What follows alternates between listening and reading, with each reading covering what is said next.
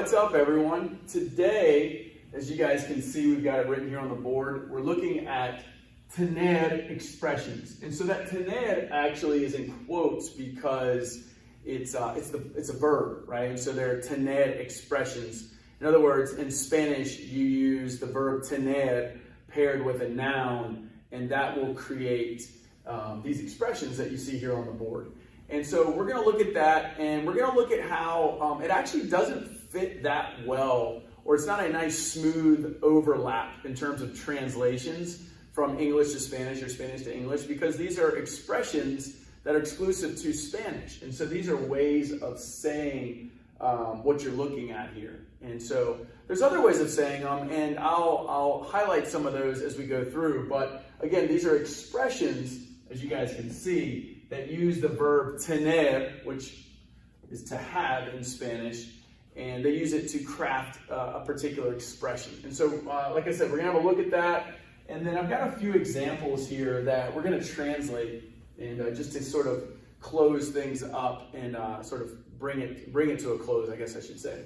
But first and foremost, let's have a look at the verb tener. Now, I know most of you already know it, but it's worth putting up here because every single one of these will include that verb. And so these are actually really great expressions, actually. And so I hope you'll find them helpful once we get to them. So again, let's start over here. We have tengo, tienes, tiene, tenemos, tenéis, tienen. We'll put a little dot there. There's already a dot, but we'll just put it there for fun. So again, tengo, tienes, tiene, tenemos, tenéis, tienen, right? So those are the conjugations, of course, in the present indicative for the verb tener. So I guess I should be specific about that. And so let's have a look at some of the examples we have here that are tener expressions. And now, there's more than this. And so this is just sort of a sample of what's out there. And as I said, there's more, but these are some pretty common ones. So I thought they would be worth putting up on the board. And so let's, I'm just gonna walk through them, and I'm going to tell you what they mean, and of course, at the end here, we're just going to use some of them in sentence examples. And so we have here tener sueño. Tener sueño. The word sueño, the noun sueño actually means dream, right? And so if you really want to translate it directly, you're saying to have dream, which, as we all know, it doesn't mean that. It means to be tired, right? And that's what tener sueño means. Now, that is not to say that you cannot use estoy cansado, for example, and this will vary depending on who's saying they're tired. This is just another way of doing it. We've already learned this, estar with conditions. So tener expressions just offer another way of saying it. So one isn't better than the other. It's just another way of saying it. And so, again, I'll get rid of that because we might need that space later. And so, number one here we have, or the top one, we have tener sueño. Again, as I said, that means to be tired. Now, notice also I have here, my translation is to be tired. Most of you are used to seeing to be with the verb ser or estar, of course. But that's the English translation to it. And so, again, this is where English and Spanish don't line up well, and you'll find yourself maybe using the expression incorrectly if you lean on that to be and think it is, for example, soy sueño, like you don't say that, right? Because you would be effectively saying, I am dream, right? And that's not what we want to say. We want to say, I am tired. And so we would say, tengo sueño. And again, as in English, it sounds strange to translate it directly, but that's why they're tener expressions. So you got to be aware of that. So let's keep on rolling. We have tener miedo, which means to be scared, right? So tener miedo. And again, just to reiterate, these will get conjugated according to the subject. So if you want to say, I am scared, you would say tengo miedo. If you want to say, we are scared, you would say, for example, tenemos miedo. And I want to draw your attention to that O there. Notice that I'm saying tenemos miedo. I'm not adding an S to it because this is plural. So these are all nouns that are added to tener. They do not have to agree with the subject in number and gender. They just stay put. They stay as they are. So again, just to come back up to the top, tener sueño, if it was a female saying that, she wouldn't say tengo sueña. She wouldn't do that. You would just leave sueño as it is. Again, these nouns stay put. They don't make agreement for number and gender. So just keep that in mind as we move through here. So again, we have, moving on down, we have tener hambre. Tener hambre is to be hungry, right? Right, to be hungry. Tener sed, right, is to be thirsty, right? And now, notice that I squeezed this in here, tener mucha sed, right? And so with tener, when we say like, I'm thirsty, or I'm hungry, or I'm scared, or whatever, notice that your tendency in English is to say, I am, say, very hungry, I am very thirsty. And most of you know that very as muy, which is great, right? You know what that means in Spanish.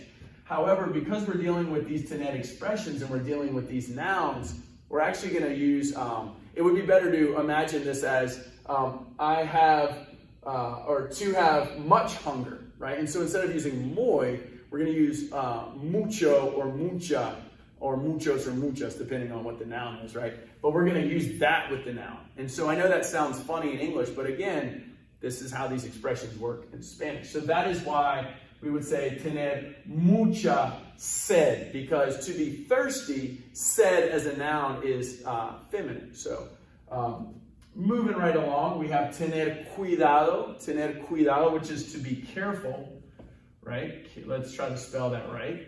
To be careful, right? I'm just leaving out to be right now, just so that you can see it clearly. Moving along here, we have tener mucho calor. Tener mucho calor, right? And that's to be very hot, right? And so like you walk outside and it's super hot outside. And so you say, tengo, or you wouldn't do this. You would say, tengo mucho calor. I'm very hot, right? And so again, mucho, it's ending with an O because calor is a masculine noun. So that's why it's tengo mucho calor. And we have here tener frío, that is to be cold. And so again, if you want to say I'm very cold, you could say tengo mucho frío. So you could put mucho in here, of course, because mucho is agreeing with that masculine noun frío. And again, if it were multiple people saying we are cold, it wouldn't be tenemos muchos fríos. It would just be tenemos mucho frío. Because again, as I said, the noun stays put. It doesn't have to agree in number and gender. It just is what it is. So we have here tener éxito. Tener éxito. Notice that accent's right there. And that's to have success or to be successful, right? So we'll just add full there, right? To be successful or to have success, right? Éxito means success as a noun. And then here, this is a really good one. You want to say how old you are. And I know in English, you'll say like, I am 25, for example. But in Spanish, you would actually say, I have 25 years. So that's the difference, again, showing you that there's not this cozy overlap with translation. And of course, that we attribute that to these tener expressions. So let's have a look at this one. You'd say tener, or if you were to say I, right, you would say yo tengo, of course, because that's the yo form of this. Yo tengo, and then you put your age in there, right? Yo tengo 30 años. Now, if you want to say 30 years old, or you could say de edad. I guess you could add that in there if you really want, but it's already implied. If you say tengo 30 años, you don't have to say de edad. You don't have to do that. But edad in and of itself means age. That's the noun for age. But again, like I said, you could just say tengo 30 años and you're good to go. Now, to ask somebody how old they are, and notice we're using tienes, which is to, right? You can use usted or any conjugation you want here, really.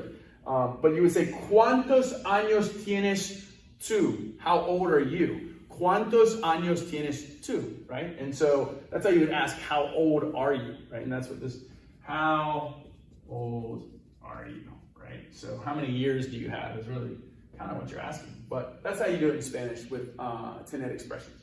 So we have here tener razón, which is to be right. Right? But if you have no, you put no before it, you would say like, no tengo razón. You would be saying, I am wrong. So by putting no in front of it, it makes it wrong, right? Or not, let's spell that right. Or not right, right? That's really what you're saying. I am not right, but we all know in English that would mean I'm wrong. So, and then here we have tener suerte.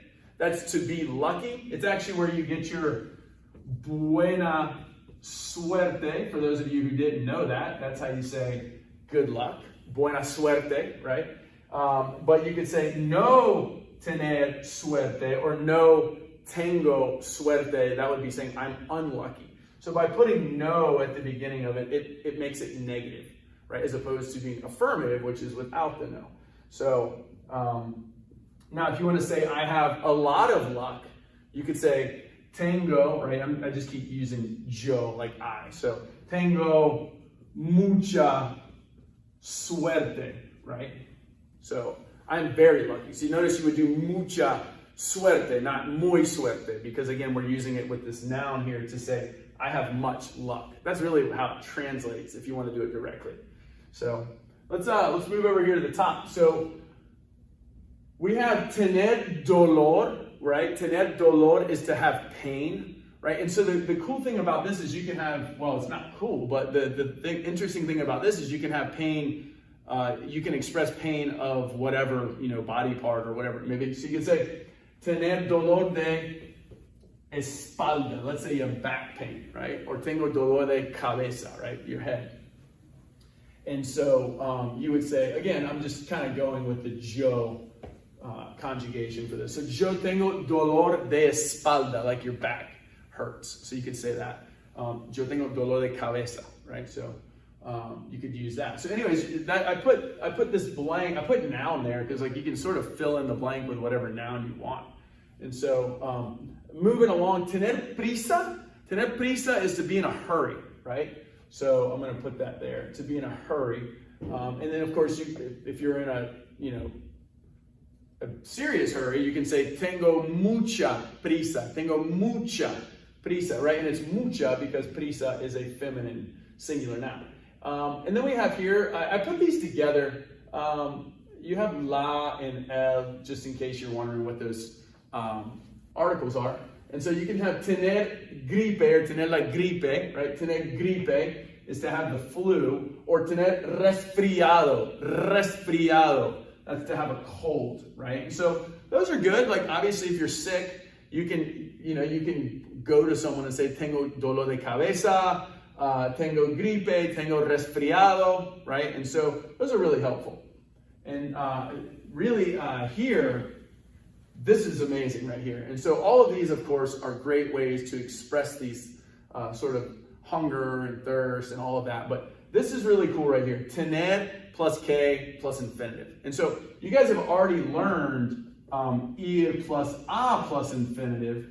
And that alludes to the future, right? So you could say, voy a estudiar más tarde, right? I'm going to study later. Voy a estudiar más tarde. So you're using the yo form of ir plus the letter A plus the infinitive. Voy a estudiar más tarde, right? That's awesome. That's such a great way to talk about the future. Now, that's saying I am going to study later. But what if you want to say I have to study later, right? There's a difference there both in English and Spanish. So how do we do that? And that's where this helps, right? And so you could say, following up with this one, I'm just going to write it up here.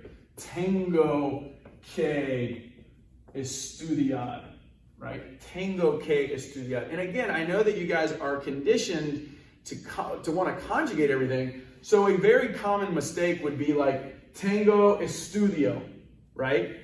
Because you think you got to conjugate everything. You don't do that. The other common mistake is to leave out que, because you're like, well, why do I need que, right? Well, it's part of the structure. So you would say tengo que estudiar, right? Another one, a good one, just to give you another example, you could say, just to show you some pronoun placement with this too, right? You could say tengo que irme, right? This is just a dot. So tengo que irme or me tengo que ir. And that's just saying, I gotta go, right? And you can say it either way. And so check out the pronoun placement. You can attach it to the infinitive, which we already know, or you can put it before the conjugated verb. And so in this case, it would be yo me tengo que ir, right? I gotta go, right? And so you could say that. And so this is a really great one to sort of use. Again, notice what you're doing. You're saying, I have to, and then whatever, right? And so I have to, tengo que ir a la playa. I have to go to the beach.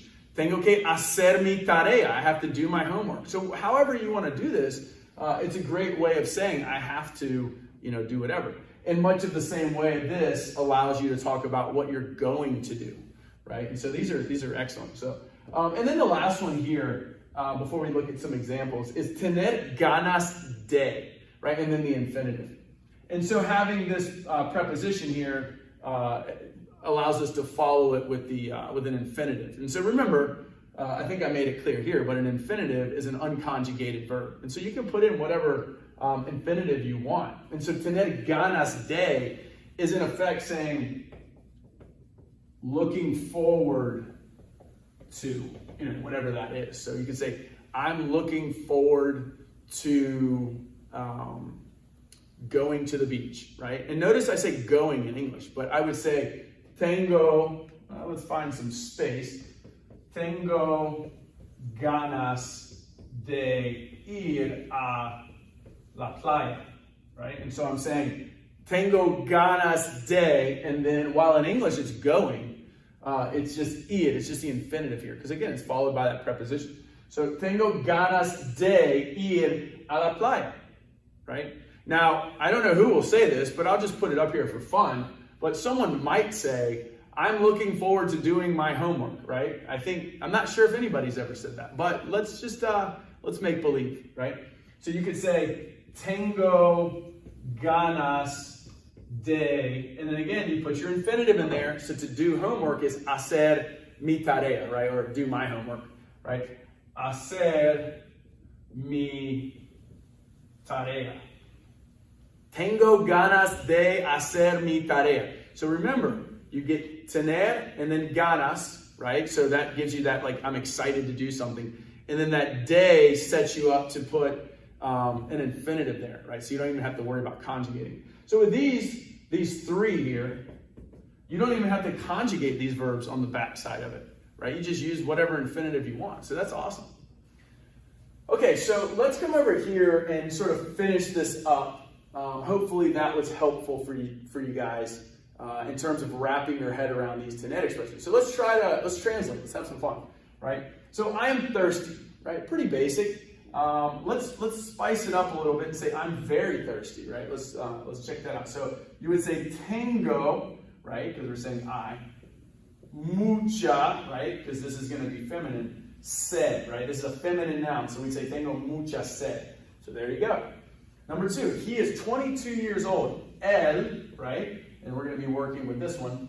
Tiene 22 años. Él tiene 22 años. Number three, they have back pain, right? And I think we wrote it up there, but we'll write it down here for fun. So ellos, right? Instead of saying tango, we're saying ellos here. Ellos tienen, right?